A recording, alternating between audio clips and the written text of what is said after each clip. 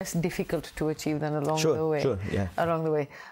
In your experience, and I know you've done a lot of training, presumably you do target-oriented training as well yes. in your work. Yes. How successful, unsuccessful, who's better, men, women?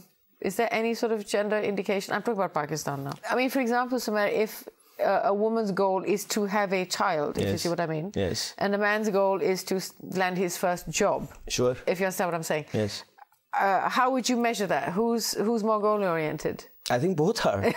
Equally? Equally, yeah. Why not? Why not? Because I think we all of us as individuals, we look for that one key thing, and then we set our lives around it. For a woman, for many women, it's very important to get married and have a child. Yes. And once they have that, then they start thinking about other things. Okay, maybe I can start a part-time career. Maybe I can do some other things. For a man, it's like okay, let me first become the breadwinner. Then I'll worry about the rest of it. Then I'll worry about my dreams and ambitions, which is not so bad. It's pretty good because you see, when we talked about the realistic part earlier, yes, reality is important, but having that, having that reality act as a fulcrum, a solid fulcrum. In your experience, though, in your work experience, Yes. generally speaking, who is more goal-oriented? Are they men or women? Interesting question. I wouldn't know where to start, but I'll tell you this. In Pakistan, in most of the training programs that I go to, women are more centered than men. I know. Are they more focused? Oh, say it loud and clear, quick.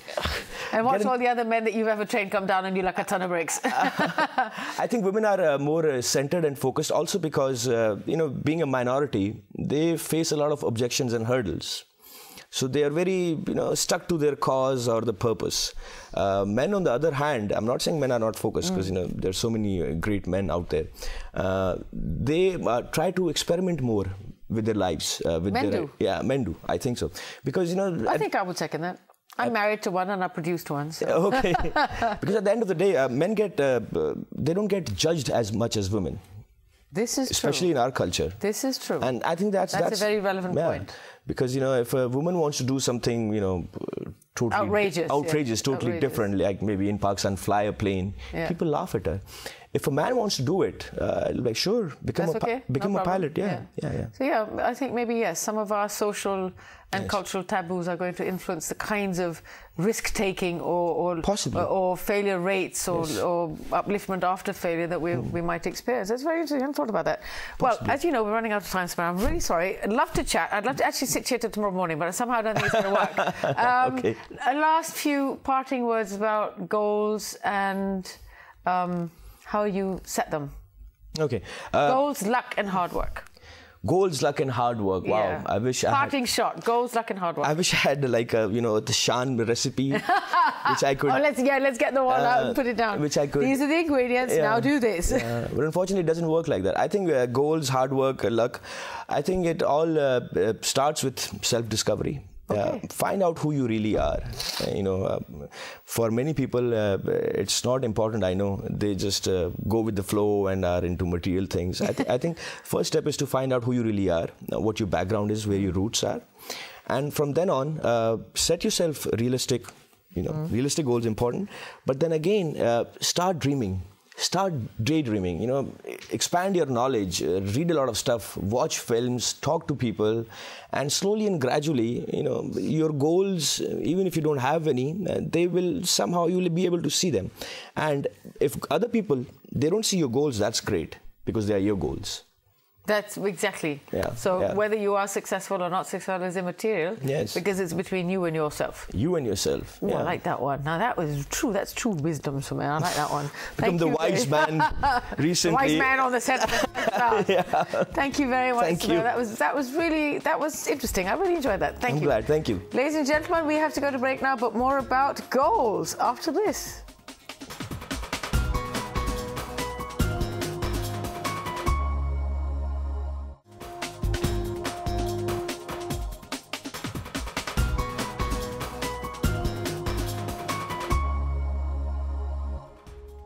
Goals, luck, hard work, which one, or three, or more? it's not just that, it's about habits too. Sometimes good working habits. That's part of the whole game as well. But the next bit on our show is all about exactly that. Let's meet or visit with a management expert who's going to tell us a little bit about the 7 most successful habits. I'm Andaleeb Abbas. I'm the CEO of Franklin Covey, Pakistan. Franklin Covey is, of course, an organization which is inspired by Dr. Stephen R. Covey. Dr. Stephen R. Covey, why is he famous? He's famous for 7 habits of highly effective people. Now, this is a book which has created tremendous tremors in the world. It's like a management volcano which has erupted and which has taken over the world by its groundbreaking and mindset-changing findings and research and practices. If you see this book that I have, 7 Habits of Highly Effective People, you know, the unique thing about this book is, this book has been on the bestseller for the last 20 years, and every year it sells more. In Pakistan, it has been published by a fan of this book, Dr. Masood Mirza, in Urdu as well, because he says that this book has changed his life. And it's amazing how many people this book has affected directly and indirectly. Stephen Covey says, common sense is not common practice. So the beauty of this book is, it tells you about common sense, which can be converted into common practice. How? Now let me take you through the 7 habits. The research that Stephen Covey did, that how people become effective, how people become great, and why some people are more successful than the other people.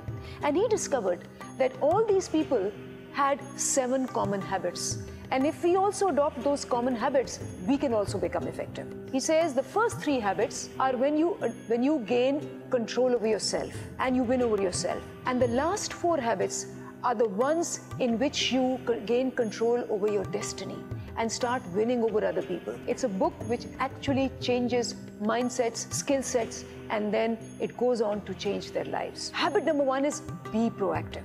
Proactivity, normally what do we mean? Okay, plan in advance, anticipate. But highly effective people are proactive, which means that they're not reactive, which means that they are able to understand what their objectives in life are and are able to guide their moods and behaviors and their actions to reach those objectives. They don't become reactive and they start blaming the world. They take responsibility for what they have done. They say, no, the circumstances were bad, but I anticipated what the circumstances could be or what they became, and I chose my response in accordance with my objectives. So be proactive. It tells you how to become a transition figure. It also tells you how to really become a role model which can affect not only you, but many other people in your life. So proactive people choose and have this mindset that I'm not a product of my conditions, I'm a product of my decisions. So whatever I am today is within me. This is effectiveness lies within me and not outside me. And that's how I can change myself and then in turn change the surroundings. That's habit number 1. Habit number 2, begin with the end in mind. The research shows that highly effective people always begin with the end, because if you know the end, you will choose a path to that end. But if you don't know the end, then you'll choose paths which are not leading you to the end, and then you'll cry and crib and say, this is not what I wanted. But my first question is, what do you want? If you don't know what you want, how will you get it? So everything in life has to have a certain end in mind. And if it's not in the mind, it will never happen to you. So envisioning, visualizing, thinking about the purpose of your life. What do you stand for? What do you want to achieve? Where do you want to reach? These are the questions this habit asks you. And it makes you answer those questions till the time you become absolutely clear about where you want to end up and then be able to choose a path which takes you there. So it's a habit which takes you towards effectiveness, because in the first habit, you choose your own destiny. In the second habit, that destiny is envisioned and then a path to that destiny